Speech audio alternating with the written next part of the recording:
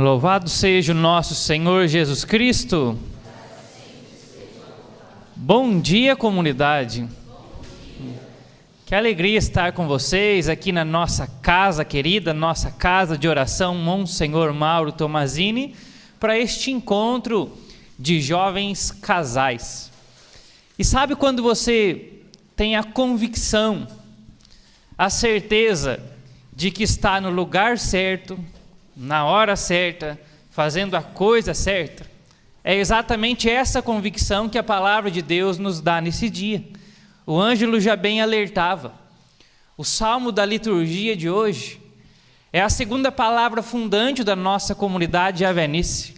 É a palavra com a qual Deus nos chamou a dar um passo para ser comunidade. E a segunda leitura da liturgia de hoje é o lema que Deus deu para nós neste tempo em que nós estamos vivendo. A palavra com a qual Deus nos corrige, com a qual o Senhor nos exorta. Nesses dias em que nós estamos vivendo, a comunidade javenice tem sido impulsionada por esta palavra: já é hora de despertar. O contexto dessa palavra nós encontramos na carta aos Romanos, no capítulo 13, a partir do versículo 11. Já é hora de despertar. Sabe quando nós éramos crianças e algumas vezes nós perdíamos o sono, então íamos deitar um pouco mais tarde, mas na hora de despertar, na hora de levantar para ir para a escola, nós estávamos dormindo. Pior ainda quando era um dia de prova. Então os nossos pais entravam no quarto e falavam: acorda, acorda, moleque. Mas algumas vezes só isso não era suficiente. Então os nossos pais entravam no quarto e davam aquele chacoalhão: acorda, já é hora de despertar. É exatamente isso em termos espirituais que Deus está fazendo com a comunidade javenice nesses dias. O nosso Pai amado, Ele entra na porta do nosso coração com todo amor, porque é um Pai que nos educa, é um Pai que nos ama, e Ele dá um chacoalhão na nossa comunidade dizendo: desperta, é hora de estar acordado para o meu projeto, para o meu plano, é hora de estar acordado para a realidade que acerca a vida de cada um de vocês. É hora de despertar. Nós estamos então num encontro de jovens casais, e estamos sendo impulsionados por essa palavra: desperta. Por isso, o tema geral deste dia, que é o tema desta primeira formação, é exatamente este: despertar para o amor humano no plano divino. Existe um plano de Deus para os nossos relacionamentos humanos, para o relacionamento sobretudo entre homem e mulher. E Deus nos trouxe aqui, neste domingo, nesse dia tão especial, dia do Senhor, para que nós sejamos despertados para o seu plano. Por isso, você pode dizer para a pessoa que veio com você aí: desperta.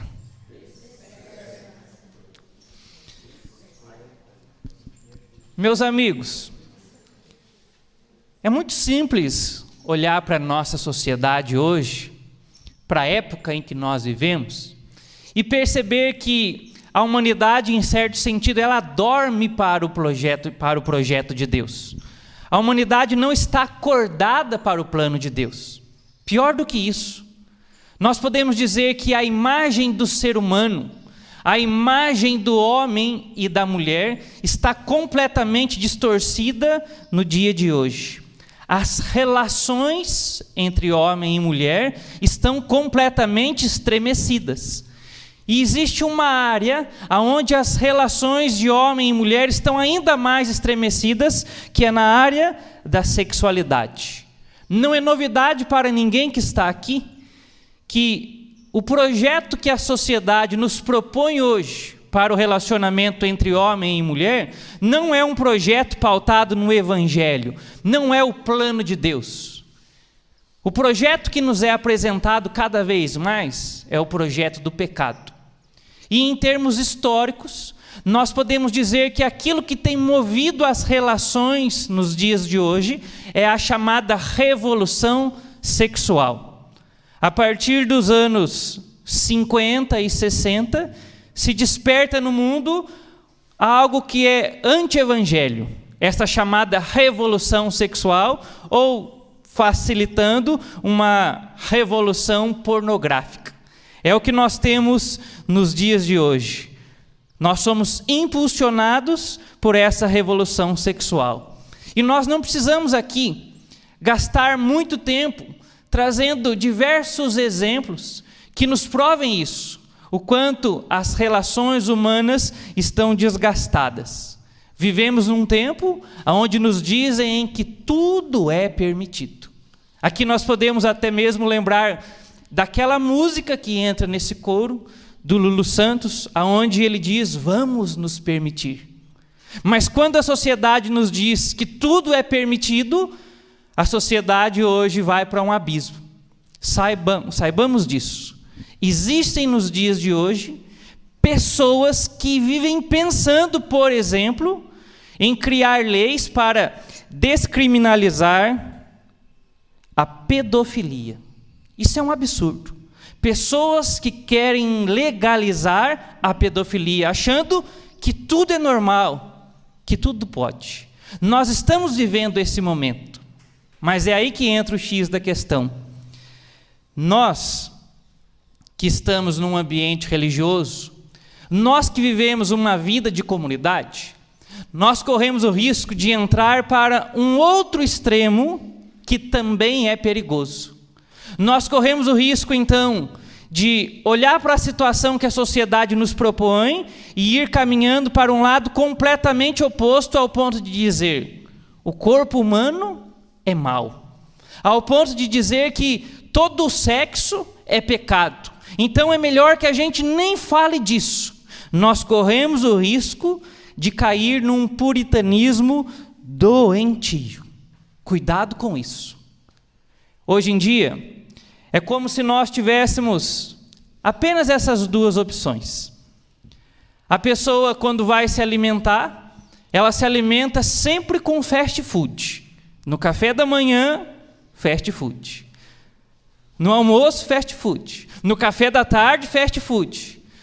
À noite, na janta, fast food. O chá para dormir é fast food. Resultado, a pessoa se alimenta só com gordura e sódio e logo ela morre intoxicada. Por um outro lado, se nós formos para o outro extremo, nós corremos o risco de falar, isso aqui não presta nada, então eu vou viver sem alimento nenhum. Então a pessoa vai para o outro abismo e morre de fome. Nós estamos diante dessa situação, correndo esse risco no dia de hoje. Por isso, mais do que nunca, nós necessitamos de um auxílio. Nós precisamos de alguém que venha nos mostrar um projeto saudável, naquilo que tange o relacionamento entre homem e mulher, naquilo que tange também a sexualidade. E saiba, sempre que a humanidade passa por enrascadas como esta, por momentos difíceis, Deus sempre dá uma resposta através dos seus santos. E neste tempo não foi diferente. Deus modelou um ser humano, modelou um homem para falar com a sociedade moderna, para nos despertar, para nos acordar para o projeto saudável de Deus. Este homem é nada mais, nada menos que o grande Karol Wojtyla, o nosso amado Papa, ou melhor, São João Paulo II. São João Paulo II trouxe muita, mas muita luz para nós sobre os relacionamentos humanos, sobre aquilo que é o ser humano, sobre aquilo que é o homem e a mulher, segundo o projeto de Deus. E é muito interessante o modo como Deus faz as coisas. Eu digo isso porque no ano de 1978, Karol Wojtyla era ainda cardeal arcebispo de Cracóvia, na Polônia. E neste ano, morreu o Papa Paulo VI. E então, Karol Wojtyla foi chamado para Roma para participar de um conclave para a eleição de um novo Papa. Quando ele foi para este conclave, ele levou consigo um emaranhado de textos que ele estava escrevendo, já há 4 anos. E a esse emaranhado de textos ele dava o título de Teologia do Corpo. Ele levou esse monte de papel, essa papelada com ele, porque ele já estava nas últimas páginas da sua escrita. Ele já estava quase completando, então ele pensava, assim que sobrar um tempinho aqui no conclave, eu levo adiante o projeto e termino. Aquele conclave elegeu o Papa João Paulo I, e então Karol Wojtyła retorna para Cracóvia para os seus trabalhos como bispo. E nas próximas semanas ele consegue concluir todo o seu trabalho. Só que aí acontece algo muito curioso. Papa João Paulo I, ele morreu com apenas 33 dias de seu pontificado. Apenas 33 dias. E de novo, Karol Wojtyła é chamado para Roma para mais um conclave. Só que dali ele não saiu mais. Porque neste conclave ele foi eleito Papa. Ele foi eleito Papa, e o curioso é que nesses poucos dias em que ele voltou para Cracóvia, ele terminou todo o seu projeto. Então, quando ele volta para Roma e é eleito como Papa, todo o seu trabalho, chamado Teologia do Corpo, já estava completo. É como então se Deus dissesse, esse trabalho que eu inspirei no coração deste meu amigo, vai salvar muitas pessoas nos dias de hoje. Eu estou aqui de cima só esperando ele terminar o projeto para elegê-lo como Papa e apresentar a toda a igreja, a humanidade, esse projeto maravilhoso com o qual eu vou salvar muitas pessoas. Inclusive, este projeto chamado Teologia do Corpo foi o primeiro projeto de formação de São João Paulo II ao longo do seu pontificado. Nós sabemos que, tradicionalmente, os papas fazem uma catequese toda quarta-feira. Toda quarta-feira o Papa traz uma instrução. Então, durante 129 quartas-feiras, ele pegou todo esse material que ele escreveu, ele condensou isso e trouxe como o ensinamento gota a gota, a cada quarta-feira para a sua igreja, para que a humanidade pudesse ser despertada para o amor humano no plano divino. Diz para quem está do seu lado de novo, então desperta.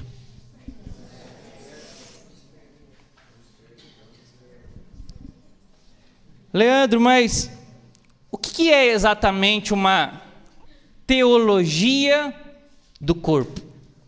A palavra teologia vem do grego theos, Deus, mais logos ou logia, que é estudo. Então, quando nós falamos de teologia, nós estamos falando a respeito de estudar as coisas que se referem a Deus.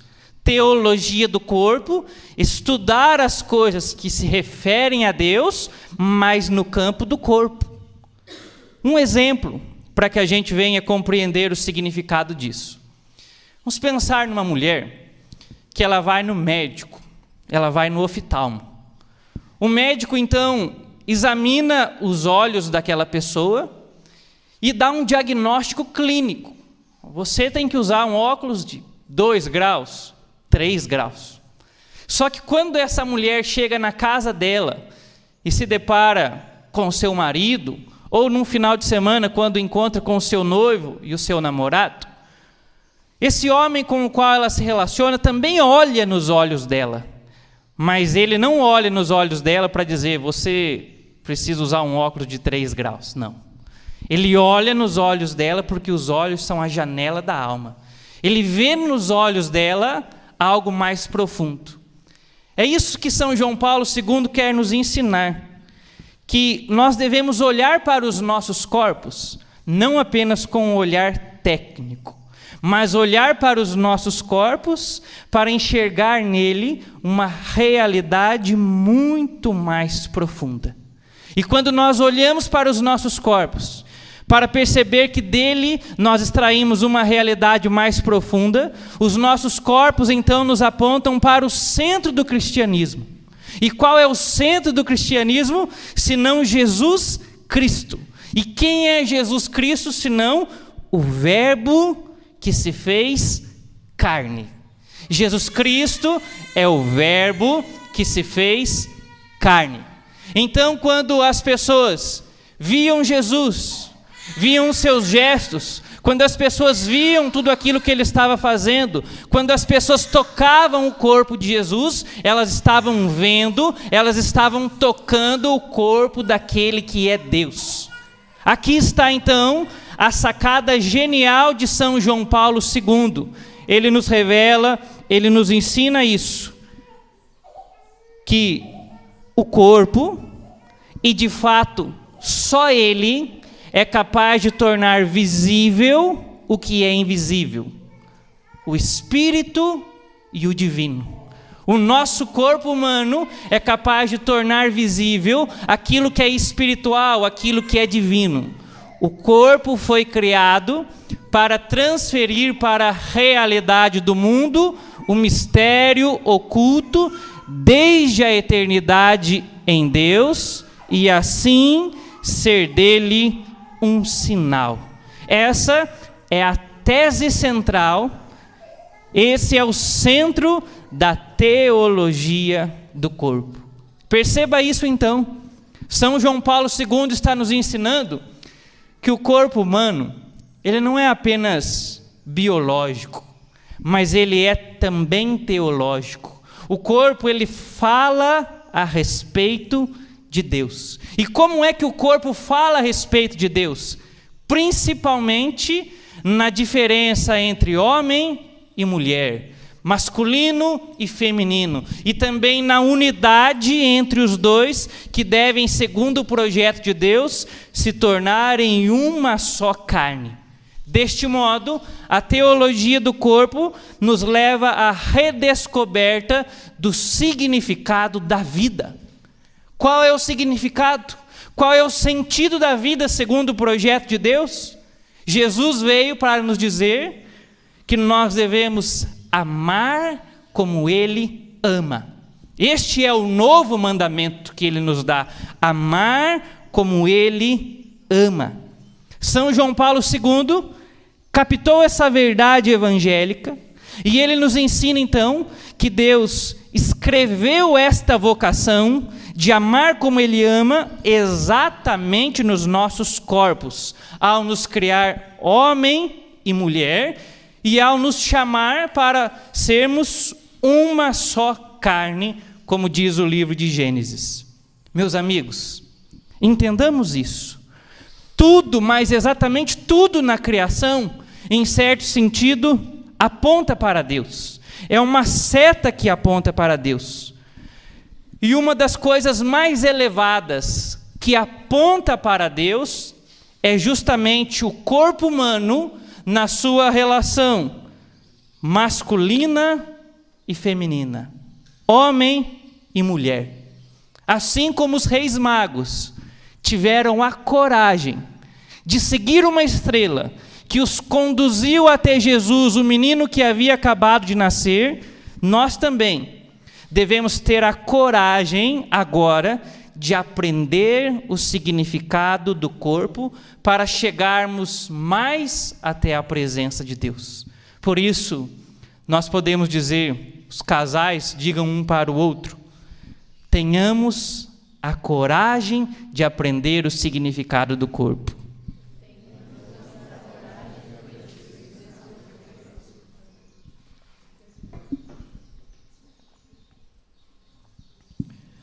Vamos mergulhar nesse significado.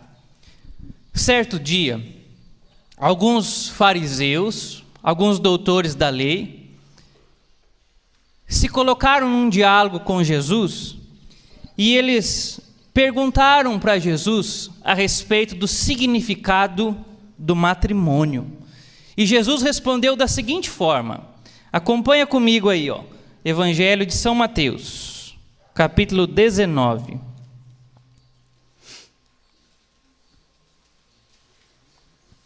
Evangelho de São Mateus, capítulo 19.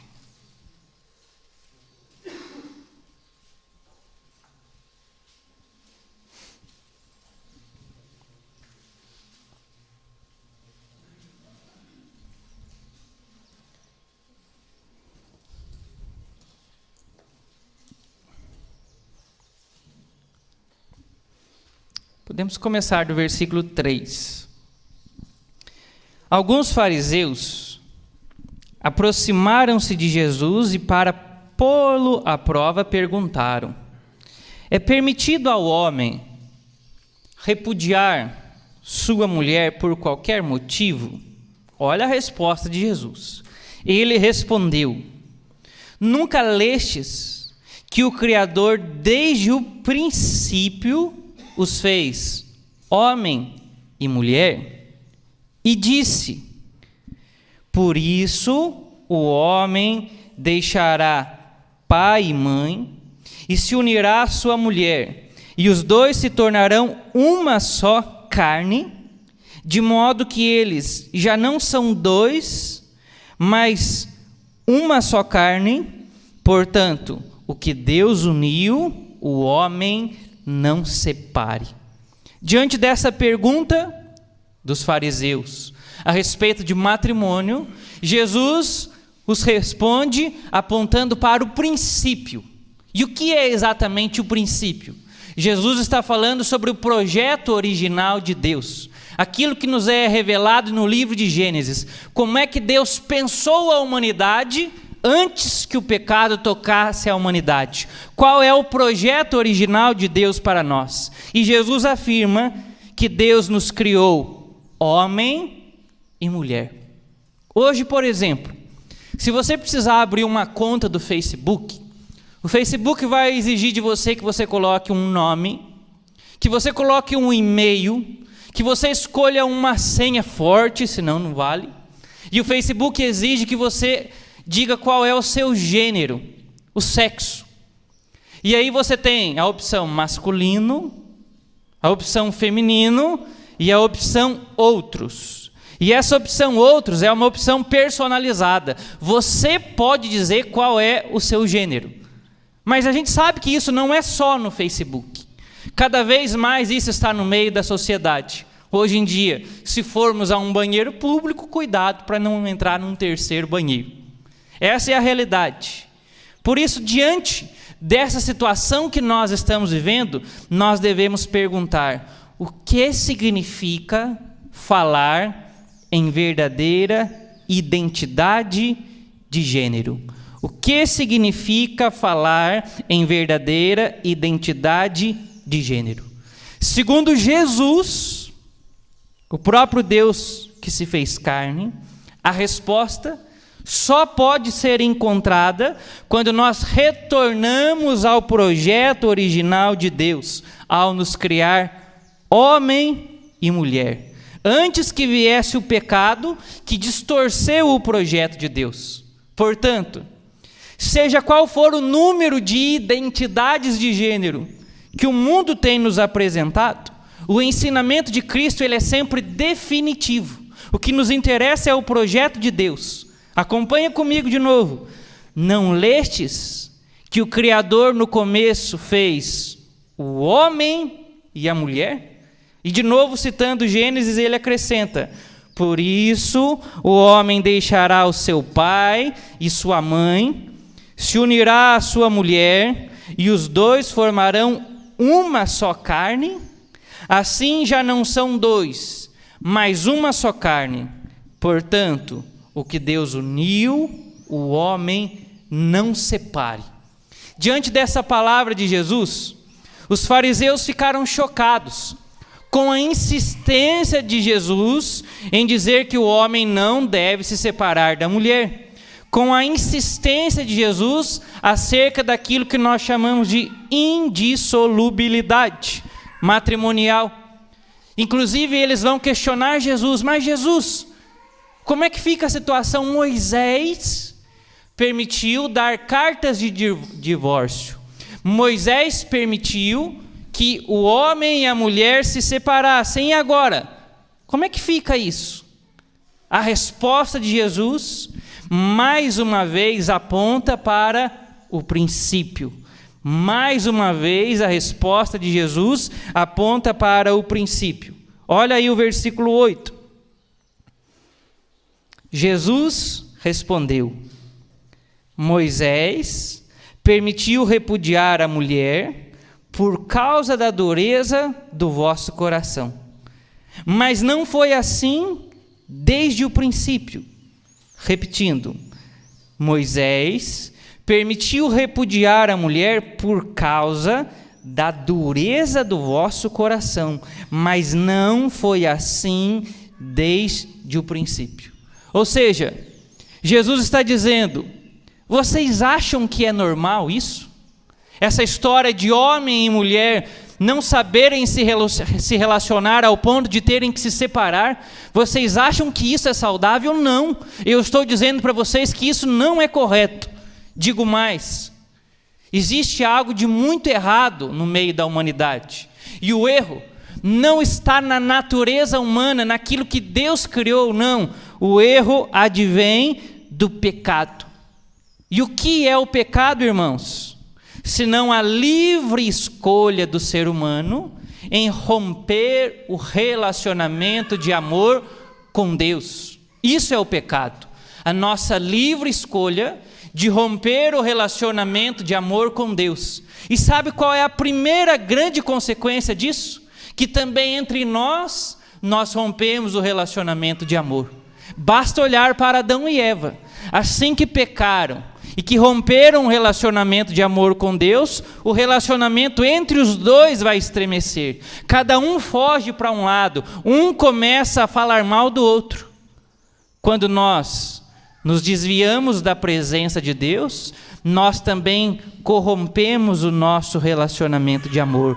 Por isso, nós precisamos hoje voltar para o princípio. Você vai fazer um convite para quem está do seu lado e vai dizer assim: você topa voltar comigo para o princípio?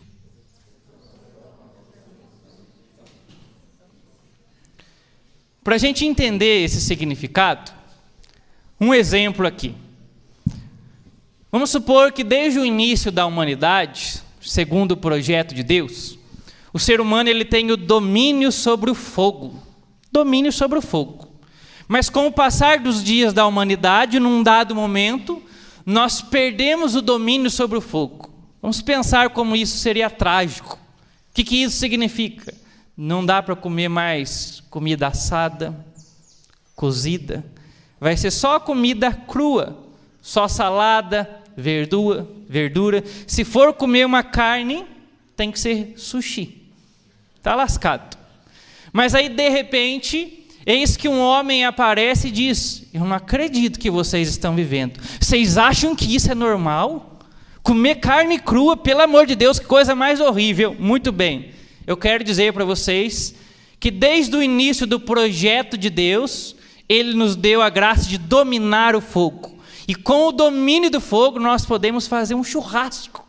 Então, se vocês me seguirem, eu vou ensinar hoje mesmo vocês a fazer um churrascão e nós vamos comer uma carne assada, uma carne maravilhosa e de quebra tomar uma cervejinha. Perceba que quando essa pessoa diz isso, gera uma esperança. Opa, vai melhorar a nossa situação. Então, quando Jesus vem e diz que nós devemos olhar para o princípio, o que Ele está fazendo é despertar no nosso coração esperança. A esperança da redenção dos nossos corpos e, consequentemente, junto, despertar o relacionamento humano de um modo saudável. É isso que Jesus veio fazer. Ele veio nos sarar do pecado para nos conduzir mais uma vez ao projeto original de Deus. E aí nós podemos perguntar: tá, mas como saber como era no princípio? Eu quero viver o projeto de Deus na originalidade, mas como que era no começo? Como é que Adão e Eva viviam de verdade antes do pecado? Preciso dizer para vocês que naquele computador não tem um vídeo. Deus não promoveu um Big Brother com Adão e Eva, onde Ele gravou tudo aquilo que eles viveram e agora nós podemos assistir às cenas. Não, nós não temos isso. Mas São João Paulo II, ele nos ensina algo muito precioso. Ele revela para nós que existe no coração de cada pessoa aquilo que ele chama de um eco do princípio. Ou seja, o projeto original de Deus foi ferido no coração do ser humano, mas não foi destruído. O projeto original de Deus está ainda de um modo sutil dentro de cada um de nós. E a palavra de Deus, que nós encontramos no livro de Gênesis, tem o poder de tocar e fazer com que esse eco se desperte de uma vez por todas. É o que São João Paulo II quer nos mostrar. Dentro de cada um de nós ainda existe um eco de originalidade, algo sutil.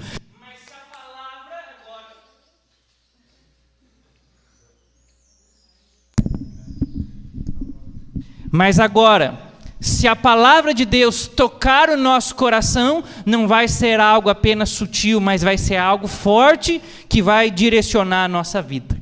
Por isso, São João Paulo II nos fala a respeito de 3 elementos que estão presentes no nosso coração e também 3 elementos que nós encontramos no livro de Gênesis que revela para nós como é o projeto original de Deus para o relacionamento entre homem e mulher. Vamos a esses 3 elementos para concluir a nossa primeira formação de hoje. Primeiro elemento, solidão original. Diz para quem está do seu lado, solidão original.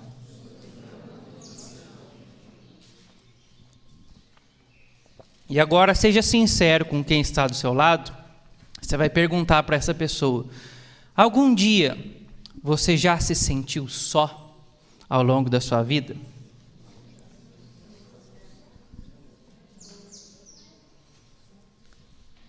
Então vamos ver como é que Deus nos ensina a respeito disso. Vai lá para o livro do Gênesis, capítulo 2, versículo 18.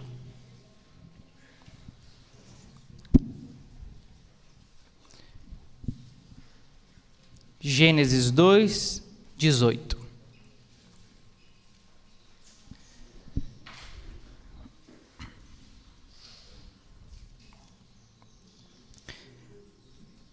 E o Senhor Deus disse: não é bom que o homem esteja só. E o Senhor Deus disse: não é bom que o homem esteja só. Vou providenciar um auxiliar que lhe corresponda. O significado literal dessa palavra é um tanto quanto óbvio para nós. Deus está olhando para um homem e dizendo: não é bom que você fique só. Segundo o meu projeto, eu desejo que você se encontre com uma mulher e um dia case com essa mulher. Esse é o projeto de Deus. Então quem está pensando em casar aí fica feliz, porque esse é o projeto de Deus. Mas atenção, que por trás dessa palavra existe algo ainda mais profundo. Porque se nós formos olhar o texto na língua original, que é o hebraico, essa expressão que é traduzida aqui para nós como homem é a expressão Adam, de onde vem o nome Adão. E aqui neste momento do texto, a tradução como homem deve ser uma tradução genérica, no sentido de humanidade, no sentido de ser humano. Apenas a partir dos versículos 21 e 22 é que a palavra nos apresenta a questão de gênero. Homem no sentido masculino e mulher no sentido feminino.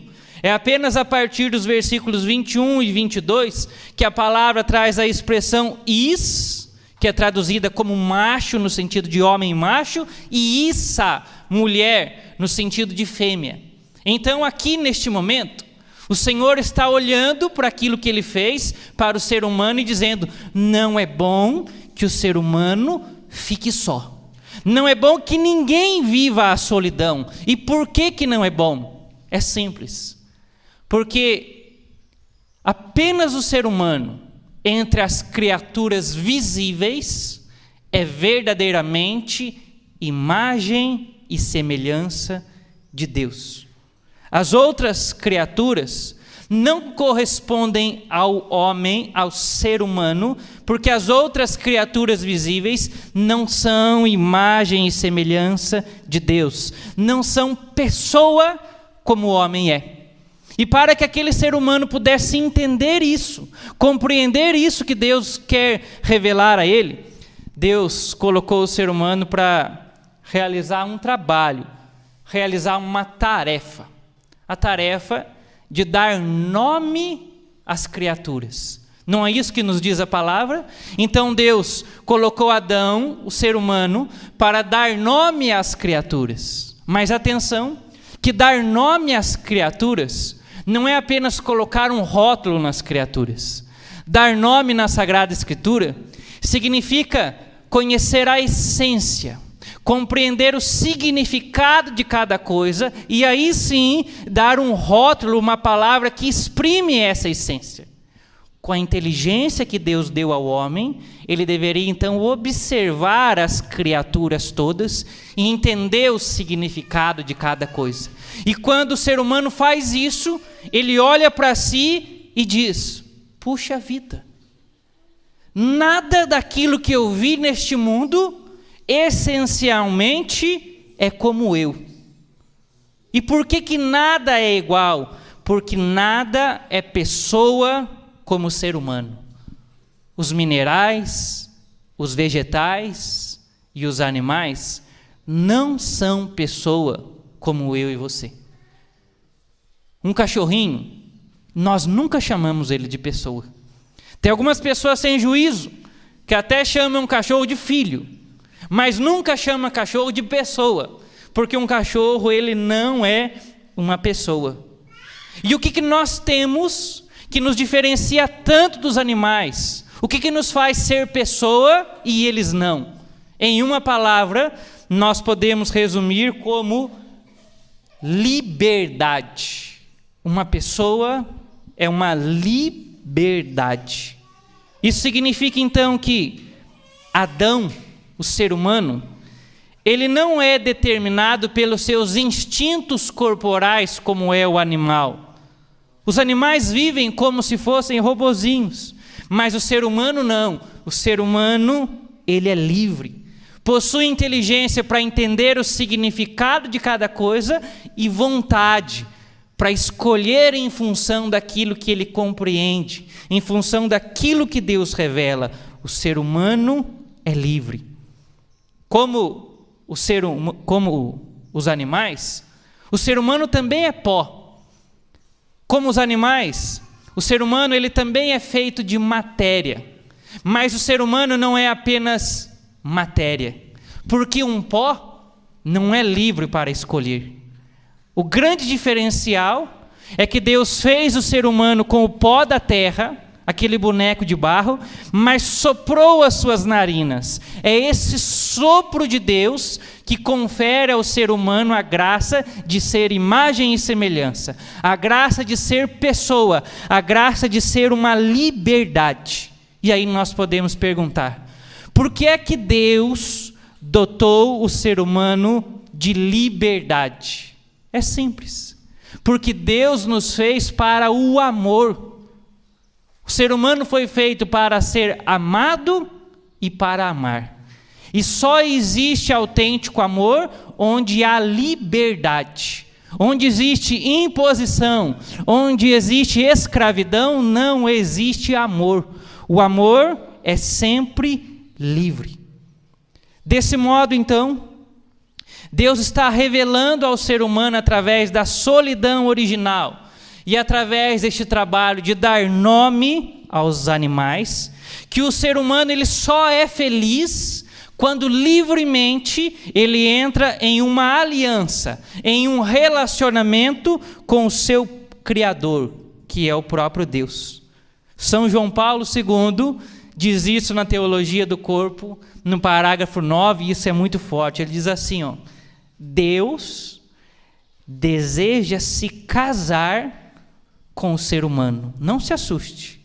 Deus é um amante com toda a paixão de um verdadeiro amor. Deus fez eu e você livres porque Ele quer se casar conosco. E ninguém pode se casar, não existe verdadeiro casamento, aliança de amor, se duas liberdades não se encontrarem. Então, quando Deus colocou o ser humano nessa solidão original e deu a ele essa tarefa de dar nome aos animais, Deus conduziu o ser humano para o centro da sua vocação. Qual é a nossa grande vocação? O amor. O ser humano existe em primeiro lugar para amar a Deus. Mas também, quando Deus criou homem e mulher, Ele revela então a nossa dupla vocação. Em primeiro lugar, criados para amar a Deus, e em segundo lugar, criados para amar ao próximo como a nós mesmos. E a mulher, ela corresponde ao homem, porque ela, como ele, é também uma liberdade para amar. Concluindo esse ponto, um detalhe importante. Se Deus, Ele nos fez livres para amar, isso significa que, com o dom da liberdade, nós podemos, inclusive, negar o relacionamento de amor com Deus e com o próximo. Isso é uma possibilidade real. E isso nos traz um grande ensinamento a respeito do corpo. Nós somos livres para fazer o que nós quisermos com os nossos corpos. Mas muita atenção, mas nós não somos livres para determinar se aquilo que nós fazemos com os nossos corpos é bom ou é mal. Aquilo que é bom ou aquilo que é mal, o ser humano não tem poder de determinar. Lembre-se, quando Adão e Eva chegaram ao mundo, já havia no centro do paraíso duas árvores: a árvore da vida e a árvore do conhecimento do bem e do mal. A árvore que gera vida e a árvore que gera morte. Adão não determinou aquilo que gera vida e aquilo que gera morte, mas ele pôde, com o seu corpo, escolher aquilo que ele queria tocar. Assim acontece conosco. Podemos fazer o que quiser com os nossos corpos, mas não podemos escolher se aquilo que nós vamos fazer vai nos realizar ou não.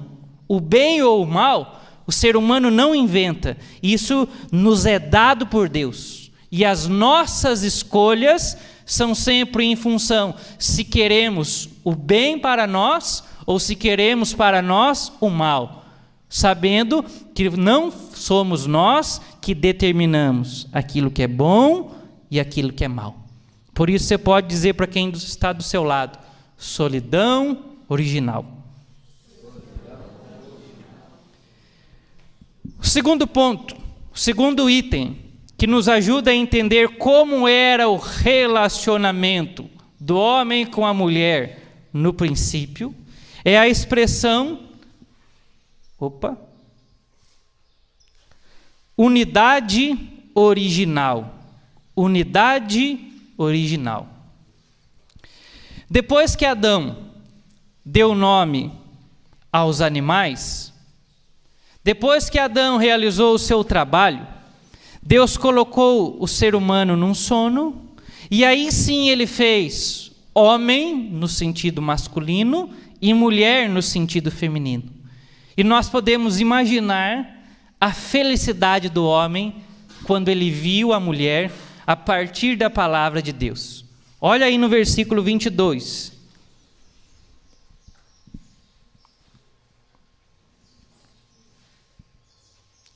E do lado que tomara do homem, o Senhor Deus formou a mulher e a trouxe ao homem. Olha só. Então o homem exclamou: dessa vez é osso dos meus ossos e carne da minha carne. Ela será chamada mulher. Ela foi tirada do homem. Por isso o homem deixará seu pai e sua mãe e se unirá à sua mulher, e eles se tornarão uma só carne. Percebam o enfoque que Adão dá no corpo da mulher. Adão é fascinado no corpo de Eva, porque agora ele vê um corpo que expressa uma pessoa. Quando Adão via os animais, os corpos dos animais, aquilo que os animais faziam, não expressavam que eles eram pessoas, mas expressavam seres que viviam pelos seus instintos. Mas agora, quando ele vê a mulher, que é diferente dele, ele está vendo um ser que, embora diferente dele, expressa com o seu corpo que ela é uma pessoa. E segundo o projeto original de Deus, o homem foi feito para se relacionar em primeiro lugar com o Criador, mas em segundo lugar, e ao mesmo tempo, o homem e a mulher devem se unir em amor. E acompanha de novo a expressão aí, a expressão que diz: o homem deixa seu pai e sua mãe para se unir à sua mulher, e eles se tornarão uma só carne. Essa expressão nos fala dessa unidade original entre homem e mulher. Então perceba que o que tira o ser humano da solidão, da tristeza, é o relacionamento com o Criador e também o relacionamento entre homem e mulher. Gente, não é à toa que tanto jovenzinho fica deprimido quando não encontra ninguém, a mulher da sua vida. Porque o ser humano, ele se realiza quando, em primeiro lugar, se une ao Criador, mas também ele é feliz quando o homem se une com a mulher. E faz parte dessa união entre homem e mulher, a união sexual que acontece no matrimônio. Entenda isso. Embora as coisas funcionem de um jeito semelhante em termos biológicos, a união em uma só carne está a mundos de distância, muito distante da cópula dos animais. Quando os animais vão copular, quando eles se unem, isso é apenas uma união que é dada através do seu instinto. Quando chega a época do cio, o animal tem que se reproduzir, ele precisa disso, mas com o ser humano não é dessa forma. A relação sexual do ser humano nasce sempre da liberdade, do fato de ser em imagem e semelhança de Deus. Por isso, note isso. Originalmente, o amor eros, que é o amor erótico, o eros, o amor de paixão, ele anda junto com o amor chamado ágape, que é o amor de doação, o amor de escolha, o amor pensado e decidido na vontade. É isso que torna a sexualidade não apenas uma realidade biológica, mas também uma realidade teológica. E no casamento, apenas no casamento, isso é plenamente possível. Eu posso inclusive afirmar a vocês,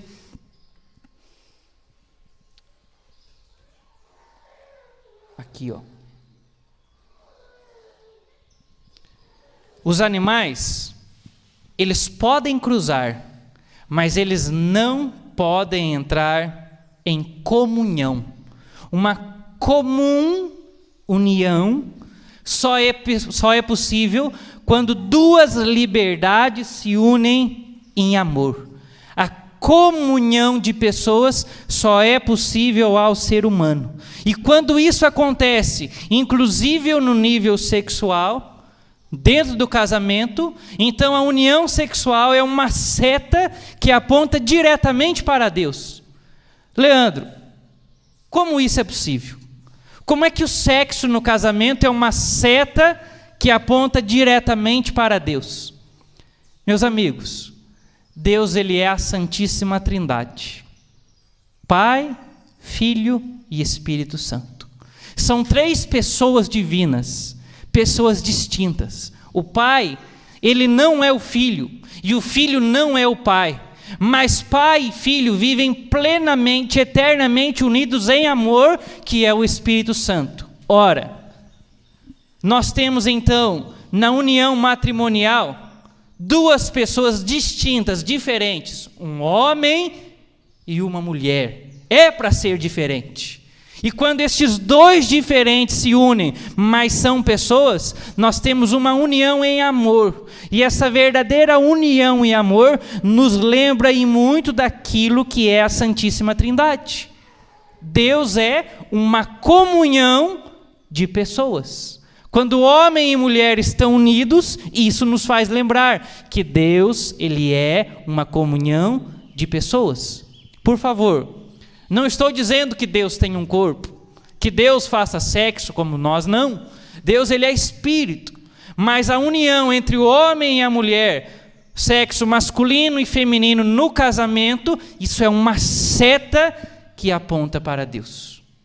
Você pode dizer para quem está do seu lado, o sexo vivido em amor aponta para Deus. E pode reforçar para a pessoa no casamento. Concluindo a nossa formação, o terceiro item que nos ajuda a entender o projeto original de Deus, como era no princípio, é a nudez original. Nudez original. Olha comigo o versículo 25. Que fecha aí o capítulo 2. Ambos, o homem e sua mulher, estavam nus e não se envergonhavam. Os dois estavam nus e não se envergonhavam. São João Paulo II afirma que para a compreensão do plano original de Deus em relação a nós, a nudez original é chave para entender o projeto de Deus para nós.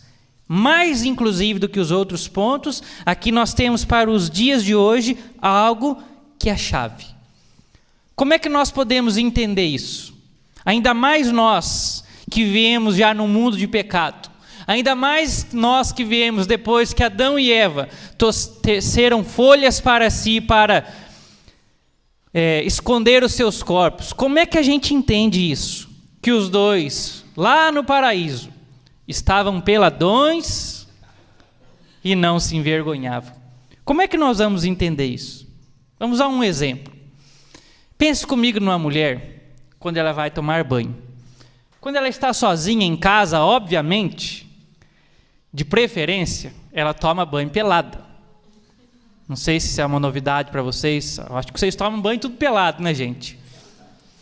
Mas imagine a seguinte situação. Essa mulher que está confortável na sua casa, tomando banho nua, de repente se aproxima da porta de onde ela está e abre a porta uma pessoa estranha. Qual é a primeira atitude dessa mulher? Cobrir o seu corpo.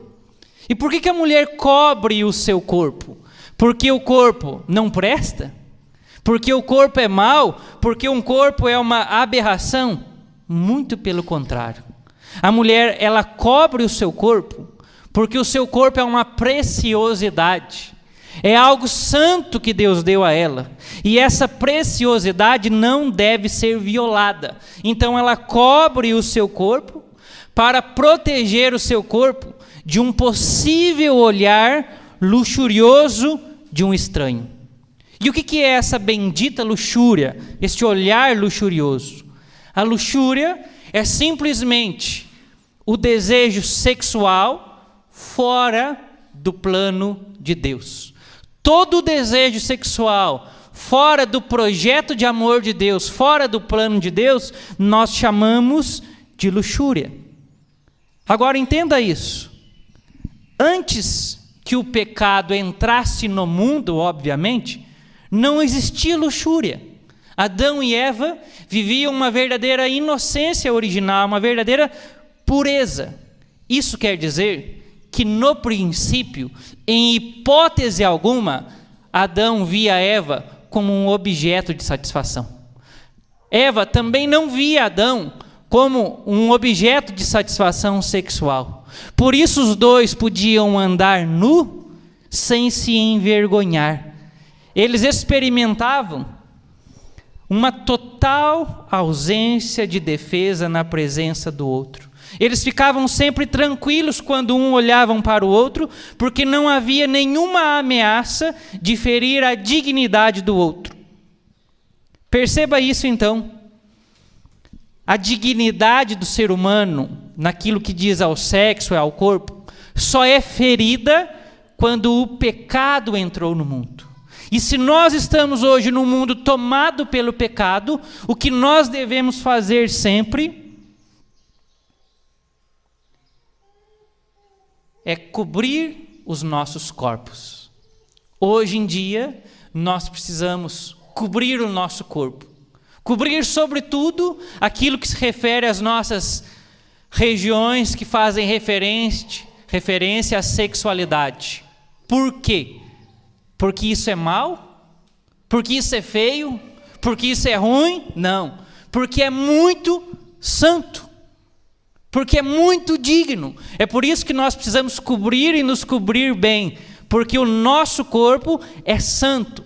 Deus fez o corpo santo e nós não podemos correr o risco de que olhares luxuriosos venham querer corromper o nosso corpo. Por isso você vai dizer para quem está do seu lado, está na hora de se vestir muito bem.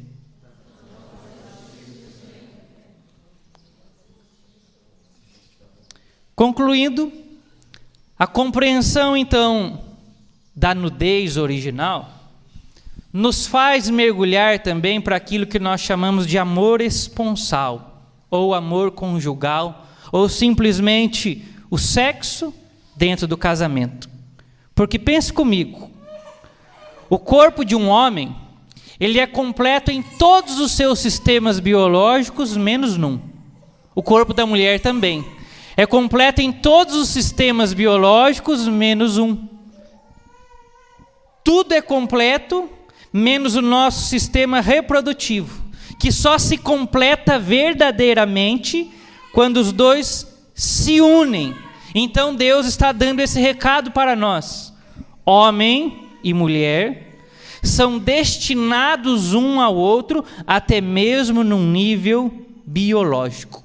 E perceba ainda mais, que no matrimônio, o sexo aponta para o sentido da vida.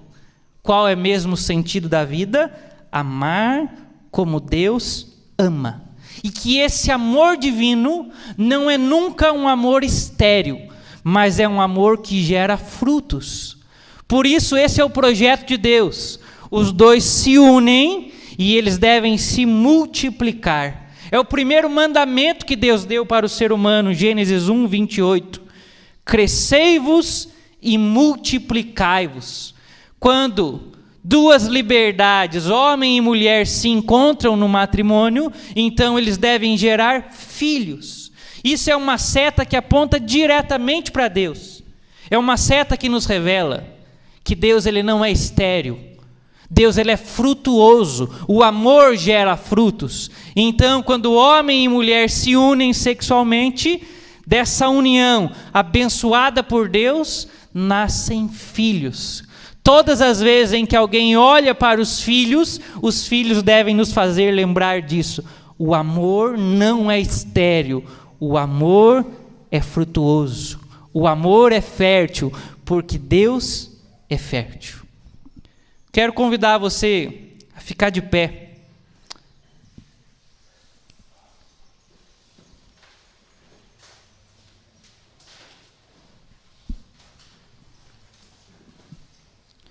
São João Paulo II veio nos instruir, então,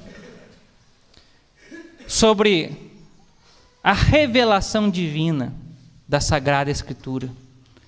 Ele veio clarear para nós a nossa mente, mostrando essas três coisas. Com a solidão original, Deus revela que nós somos uma liberdade para amar. Esta é a nossa vocação primeira. Somos uma liberdade para amar. Com a unidade original, Deus revela que o seu plano de amor para nós é a comunhão de pessoas. Nós somos felizes quando estamos em comunhão com Deus, mas também felizes quando o homem se une à mulher, segundo o amor de Deus. E por fim, São João Paulo II nos ensinou, através da nudez original, que o projeto de Deus para nós é a pureza do olhar e a pureza do corpo. Um mundo sem luxúria. E que este amor, ele deve ser sempre fértil, aberto à vida dentro do casamento. Eu quero convidar você a fechar os seus olhos neste instante. E nessa oração, nós vamos nos abrir ao plano de Deus. Nós vamos desejar que o projeto de Deus se realize nas nossas vidas. Em primeiro lugar, agradeça a Deus por tantas coisas que Ele está revelando a nós. Senhor, nós te agradecemos por esse projeto que o Senhor está revelando a nós. Senhor, nós te agradecemos porque escamas vão caindo de nossos olhos. Senhor, nós te agradecemos profundamente porque o Senhor não nos abandona, mas mostra o projeto que nos faz feliz. E hoje, Senhor, nós temos um desejo de viver os teus planos, os teus sonhos.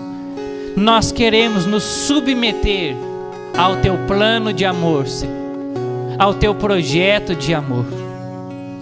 Dá a mão o homem aí para a mulher, se aproximem se quiser se abraçar, e vamos cantar isso juntos, que nós nos abrimos ao querer de Deus, e que nós até nos arrependemos dos nossos planos, quando foram diferentes dos planos de Deus.